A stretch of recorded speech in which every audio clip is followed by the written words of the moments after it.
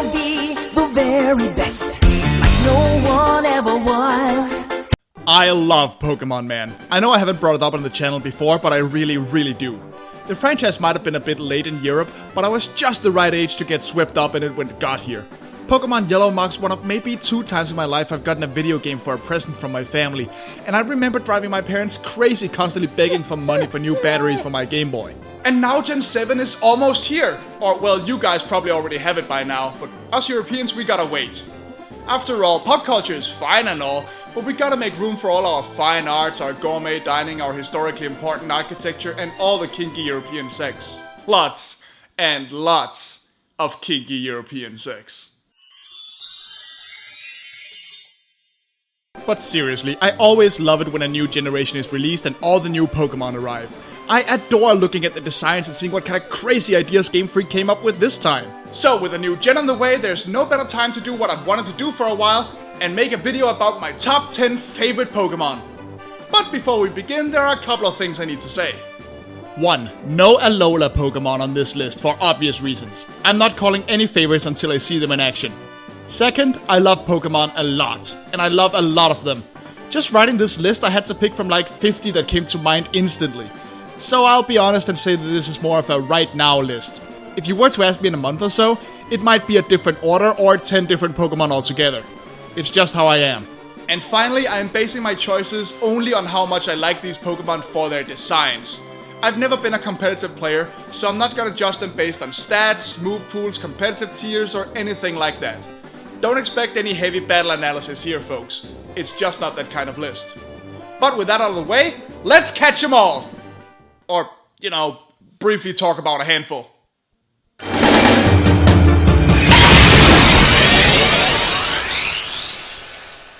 Mr. Owl, how many licks does it take? Drill into the deepest, darkest corners of your subconscious and scramble your feeble mind with my superior Noctowl! It's an owl! Okay, I admit it, at first glance Noctowl isn't particularly interesting, it's pretty much just an owl. More specifically, it's based on a horned owl, also known as a really goddamn cool owl. Because owls are awesome, man! What I like most about this guy is the fact that it learns psychic moves. There's just something about the idea of a giant bird that can cock its head and scramble your brain in an instant perching on your arm. It's also a really clever way to play with the owl's usual portrayal in fables and fairy tales, where it is often depicted as a symbol of wisdom and knowledge. But yeah, not a lot to say here. I love Noctowl. It's a real hoot hoot. Oh well, I tried.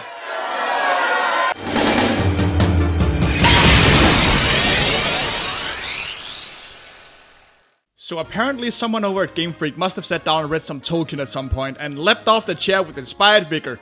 Cause Donphan here is basically what would happen if someone took an Oliphant, compressed it to 3 feet of badassery, and forced it to have sex with an armadillo. Okay, that last bit sounds a little more like it came from the weird corner of the internet than it did from J.R.R. Tolkien, but you get my point.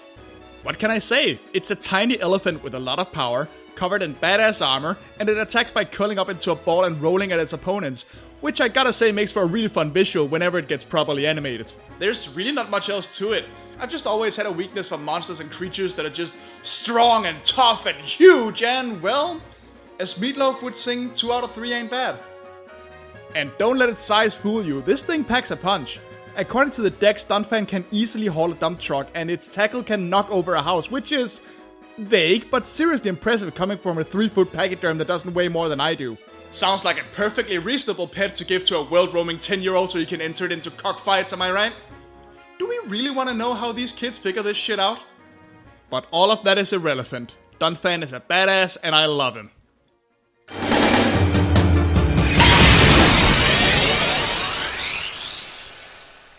Polly want a cracker? More like Polly wanna crack some skulls, bitch! Are you ready? Pika, pika, Pikachu, choo, use Thunderbolt. Use Thunderbolt, let's go! Pika, pika, Pikachu, choo, use Quick Attack. Yeah, use Quick Attack! Yeah, okay, there is no way I can make this sound or look badass. It's Chatot. So you think Noctowl was just a simple owl? Well, get a lot of Chatot. It's literally just a parrot. There's almost nothing particularly special about it. It looks like a parrot, it squawks like a parrot, it can mimic speech like a parrot, although it is a lot better at it. Its name is a combination of chatter and parrot, and that's it. The only thing it really has going for it design-wise is the musical aspect. The tail somewhat resembles a metronome, which the Pokédex claims it uses to keep time when it sings, and the head does have some resemblance to an eighth note. Which actually makes it better designed than most other musical birds in video games, but still, it's so simple. I guess part of why I like it is indeed that simplicity, and the fact that there are so few sound-based Pokemon in general. Only other ones I can think of at the top of my head are Kricketune and the Jigglypuff and Whisper lines, really. So if nothing else, Chatot at least fills some small niche. To be perfectly honest though, I just think parrots of all kinds are beautiful, fun, adorable birds, and there's no good reason Pokemon didn't have one until Chatot showed up. And I'm very glad it did.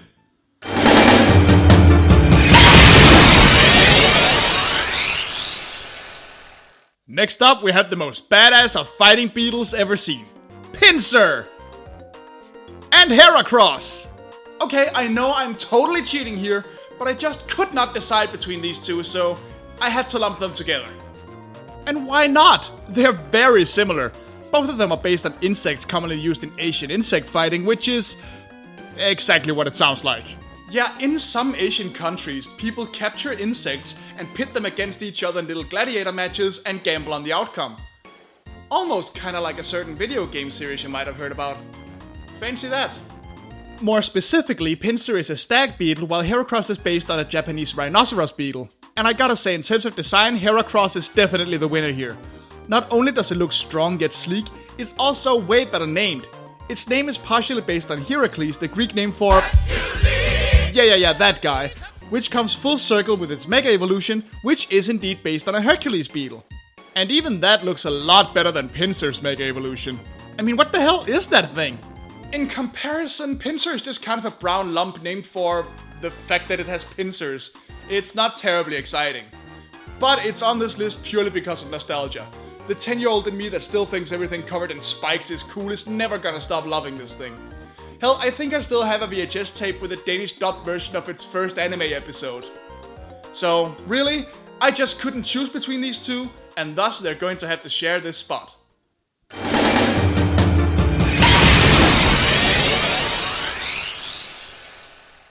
Fire starters sucked for a while, man. Now, before you burn me at the stake for saying that, let me be clear here. I'm not saying I dislike the Pokemon themselves. I'm actually a pretty big fan of Combusken. It's just that after 3 firefighting starters in a row, things got a little stale even for the most loyal Pokemon fans. So thank God we got the Fennekin line. Going from a ridiculously cute little Fennec Fox-based critter to a powerful, intimidating fire sorcerer thing was exactly the kind of fresh air the starters needed. Being a D&D player and RPG fan in general, I really like how the Kalos starters have this sort of fighter rogue mage thing going on. But the Fennekin line takes the spot for a couple of reasons. First of all, just look how goddamn cute Fennekin and Bryson are. I have never wanted to scratch a set of ears more in my life. Turns out that might be a pretty bad idea though. According to the Pokédex, Fennekin can blow hot air out of its ears that reach 390 degrees Fahrenheit. And as a Delphox, it can actually create a fire vortex that reaches temperatures of 5,400 degrees Fahrenheit. That is a little over half the temperature of the surface of the sun. Better praise P-Lore, motherfucker. They're also really cleverly named. For instance, Bryson seems to be a combination of Braise, which is French for hot charcoal or ember, and Vixen, a female fox. Which coincidentally is also slang for a hot lady, just to add an extra degree of pun fun. Oh, and the Portuguese word for witch, which Bryson clearly is? Bruxa. Coincidence? I think not. And finally, there used to be a position called a Pythia, also known as an Oracle of Delphi, which was given to the high priestesses of the Temple of Apollo in ancient Greece. Delphi plus Fox, Delphox. The Pokédex even claims that Delphox can see into the future by glaring at a flame, so again, I doubt this is a coincidence. Bottom line, Delphox is just one hot witch bitch, scratches a long time itch, and is rich in design pitch. And I like it.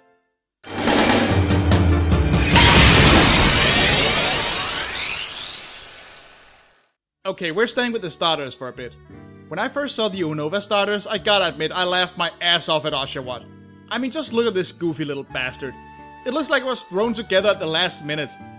But then you reach level 16 and...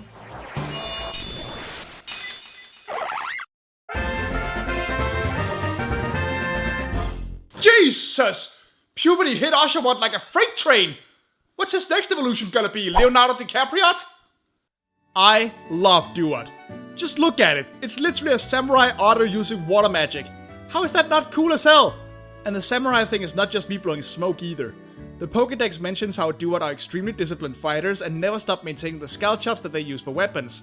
Scalchops which, by the way, bear great resemblance to Japanese iron warfans called Tessen, which would technically make Duat a practitioner of the martial art of Tessen Jutsu, which was commonly taught to samurai. Tessen were designed to resemble regular folding fans, and as such they made for ideal camouflaged weapons for samurai to bring to locations where they couldn't bring their swords. Almost kinda like carrying innocent looking seashells. See what they did there? I'm actually kinda bummed that it has to evolve into a big dopey sea lion at all. Granted, Samurott takes the samurai thing even further with armor and goes full shogun, but I just prefer Duat. Maybe it's just because I've read so much Usagi Yojimbo and come to love samurai so much, but I can't say no to a badass bipedal anthropomorphic samurai with a cool design. Duat is a winner in my book.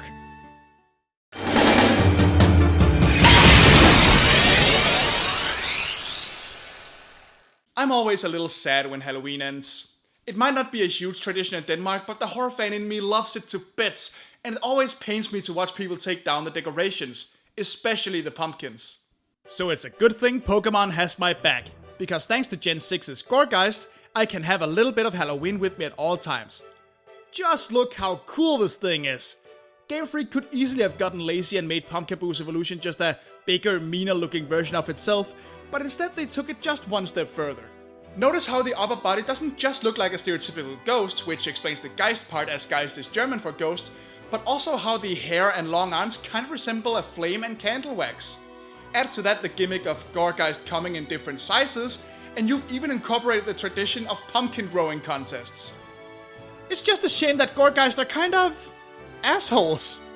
According to the decks, they enwrap their prey in their hair-like arms and sing joyfully as they observe the suffering of their prey. Seriously, what the fuck? What happened to cute little Pumpkaboo and leading lost spirits to where they belong so they can move on? Not cool, Gourgeist!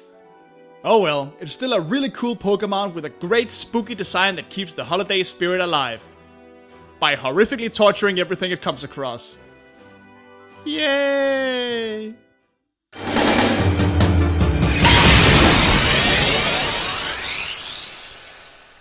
We're gonna stay in Halloween Town for a bit.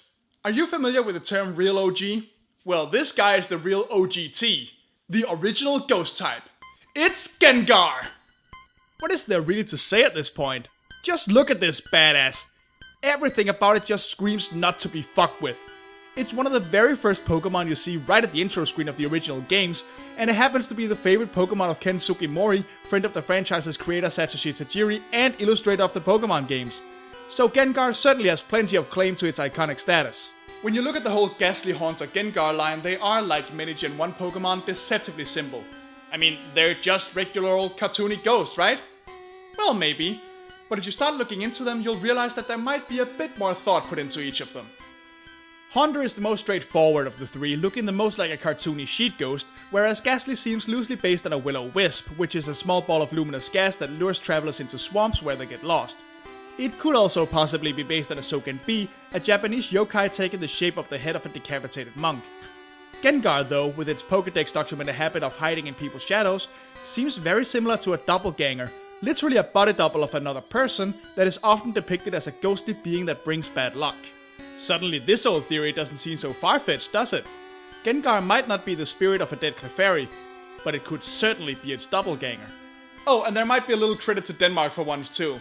While Gengar definitely seems to get its name from the German doppelganger, it also sounds very similar to Genganger, an old Danish word for ghost that literally means one who walks again. A coincidence? Yeah, probably, but hey, I'll take what I can get. In any case, Gengar looks cool, kicks a lot of ass, is richer in design than you'd think at a first glance, and has been one of the most noticeable Pokemon since the start. Mega Gengar weirds me out a bit though. Still love it.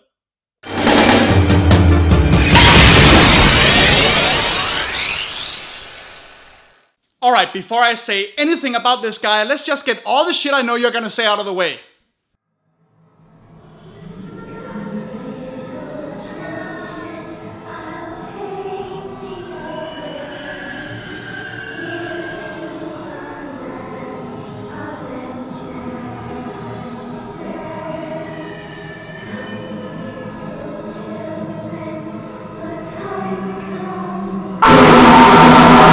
There! Everybody got that out of their system? Everybody happy? Everybody cool? Cool? Cool. It's Hypno. Poor Hypno, man. One odd Pokedex entry that says there was an instance where it took away a child it hypnotized, and a perfectly cool Pokemon gets branded for fucking ever as some kind of creepy pedophile rapist. I am all for memes and making jokes about characters, but for God's sake, I am getting so tired of actually having to defend myself whenever I bring up Hypno. It's a meme, people! Get over it! It's not like there's even a canon instance of a Hypno brainwashing a child. Bulbasaur! Bulbasaur! Hey, fuck you, the anime doesn't count. But still, if you look into its design, you'll find it's a good guy. Its pre-evolution Drowsy is based on the Japanese yokai called a Baku, which is a friendly spirit that eats bad dreams so you can get good rest. Granted, when it evolves it gets a little more of a vulture design with a little bit of proboscis monkey thrown in there, but it's still a good guy. It just wants food. It can't help it if children are delicious. So why do I like Hypno so much, especially when Gen 1 has the way cooler Alakazam for all my psychic type needs? Well, I'm not sure actually. The simplicity of it just always clicked for me. Something about the yellow and the fur color just makes it really visually striking to me, like a simple idea given a cool, instantly recognizable form. I can't really explain it better than that. Hypno has just always been a favorite, no matter the reputation that people love to give him.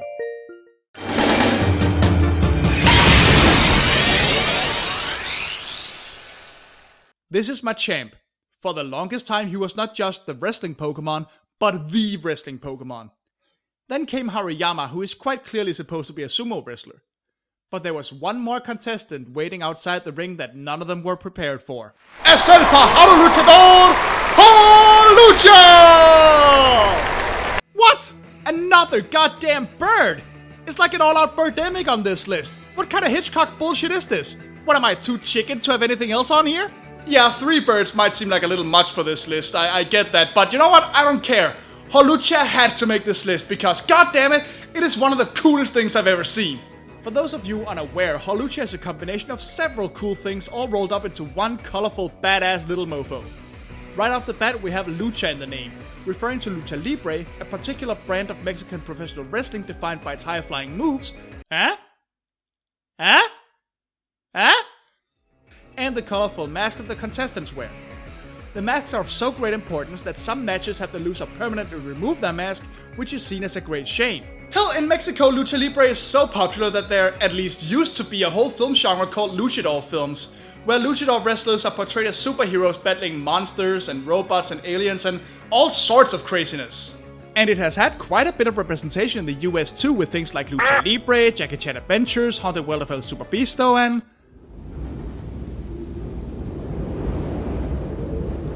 Anyway, that's not all. The feathered look and the colorization brings to mind ancient Aztec eagle warriors and the bird called the resplendent Quetzal, which is in turn associated with the Aztec snake god Quetzalcoatl, known as the boundary maker of earth and sky. So outside of just looking super cool and being a really unique fighting flying type, Holucha is a wrestler, a superhero, a feared tribal warrior, and a guardian of the skies, all rolled into one little badass package that can mop the floor with foes like Machamp and Hariyama. Can you say holy shit? As far as I'm concerned, Holucha is the best designed Pokemon in all of Gen 6, and just in general one of the coolest mothers in the entire franchise.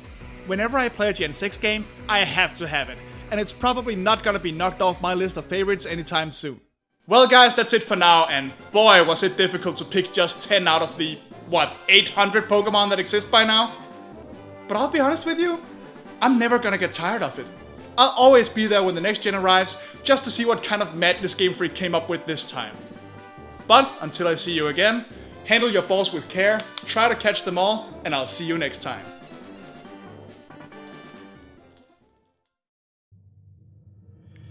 Hey guys, and thanks a bunch for watching. I hope you're all enjoying Pokemon Sun and Moon, and I'll be joining you in that game in a couple of days. If you like this video, please show it by liking, sharing, and subscribing to my channel, where you can find even more crazy stuff. And please, do tell me which Pokemon are your favorites in the comments. You can also follow me on various social media such as Facebook, Twitter, Tumblr, and Twitch, all of which have links in the description below. Thanks again, and I'll catch you all next time.